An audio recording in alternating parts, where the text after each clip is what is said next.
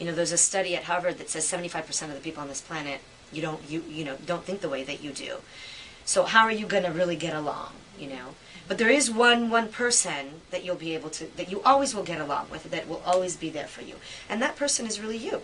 That person is you. My name is Michaela Passeri, and I was born and raised in Florence, Italy. I've been here for 20 years. And I'm a fashion designer. I do inspirational clothes. I use one shirt in particular that I designed to do these workshops and to support women and children, but today we're talking about women, to really connect and anchor themselves, and using the shirt to really kind of get back to acknowledging, accepting, loving who it is that you are. The question is, do you love who you are? If the answer is yes, what is it about yourself that you do love? And if the answer is no, what are those parts that you don't? And to start off, I'm just going to read a little passage. A friend of mine wrote this book. It's called You Have the Power, 52 Life Lessons. And I'm going to read just a little passage from the self-love lesson and share it with you. So, the most important loving experience you can have is that of self-love. When you can love yourself, you can love others. You will realize you are perfect just as you are. Self-love allows you the freedom to be who you are meant to be. It's the message that, for me, was cathartic in doing the work that I'm doing. But also, it's been a message that many women have connected to and have come back and said, I was wearing your shirt and I felt uncomfortable. I felt like a fake because I'm wearing this message, but I'm not living the message. As I was getting my clients' feedback, calling me and saying this to me, I realized that I no longer really just had a product on my hands. I really had a tool that could help them open up and go through their own self-assessment and self-discovery and journey. And I call it, allow women to start their own love revolution within themselves. We are conditioned and we are taught to look at all the negative parts. We're taught that we're not good enough, we're not pretty enough, we're not successful enough. So how can we turn that around, shift it, so that we can have less negative thoughts about who we are and have more positive thoughts. Okay? Now hold it with one hand. Okay? And put your arm out. Just put it out and hold it out. And you push down as hard as you can. Okay? So when you had the more positive words, you felt stronger, right? And when you had the negative words, you felt weaker. Part of also the process of getting to a place of loving and accepting who you are is listening to that inner voice that really is God speaking to you. So like you said, you heard that, but something in you was like, I'm not going to do it.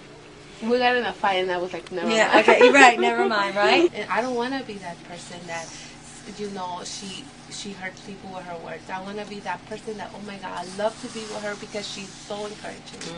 And that's who I'm aiming to be like that. That's good, that's good. It's good also that you have come to that realization, because then your daughter automatically, you don't even have to teach it to her. She'll just through osmosis, right? Energetically, she'll already know it. While if you were still in the anger, she'd already know that too. Yeah, she'll become anger. She'll learn anger. Because that's the energy that she'll be around. So it's really good that you've done that.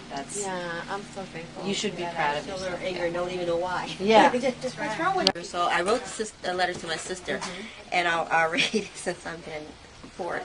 So it says, "Dear sister, I'm sorry if there's anything that caused our lives to be so distant and apart. Your loyalty and disrespect has been very hurtful. I have forgiven you, and I love you always."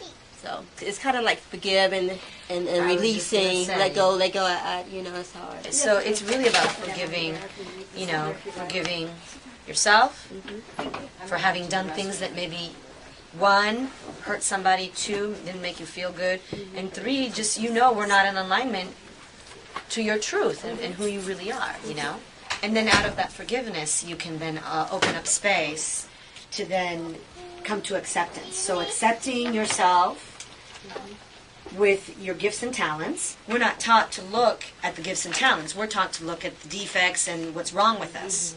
Coming to the acceptance of that we're beautiful no matter what, whether we're talking about beautiful as your outside experience, appearance, but also beautiful as the inside. Yeah.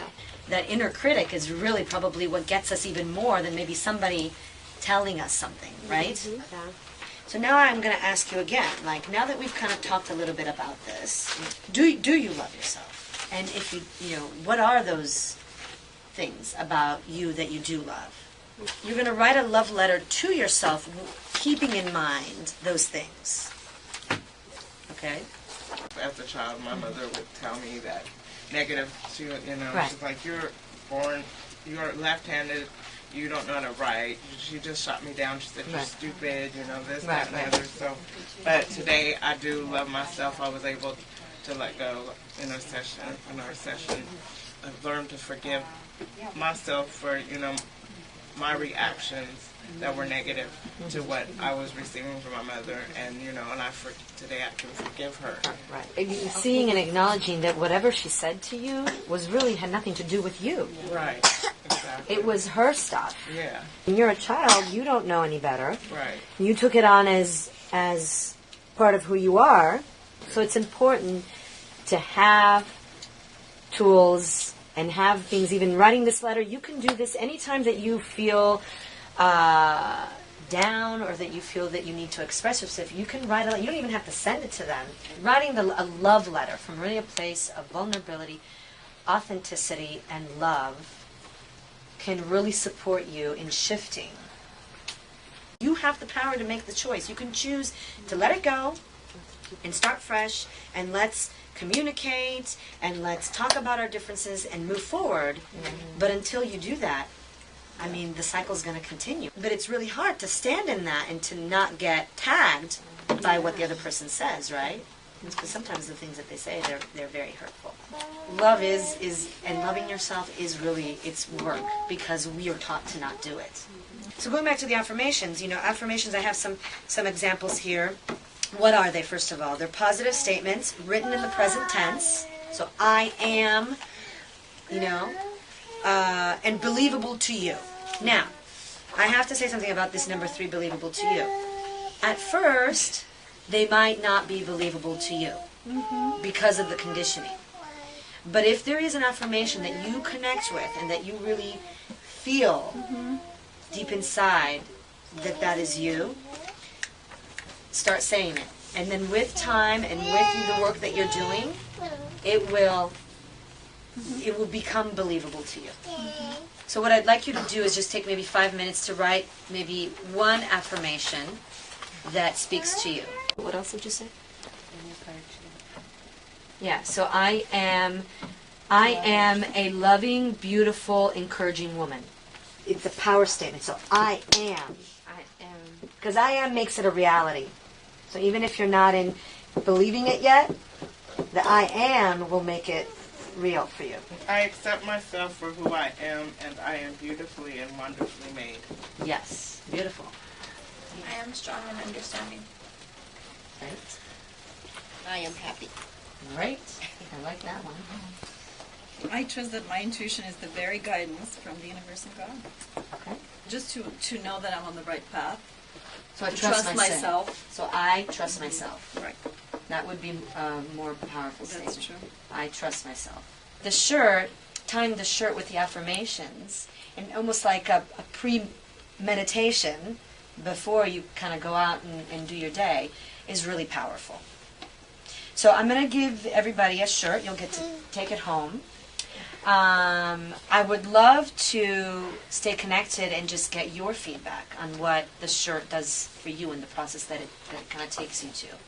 I had one woman tell me that she had bought this shirt for me at a conference that I spoke at in Denver, and she called me and she said, I haven't even worn the shirt yet, and it's already done things for me.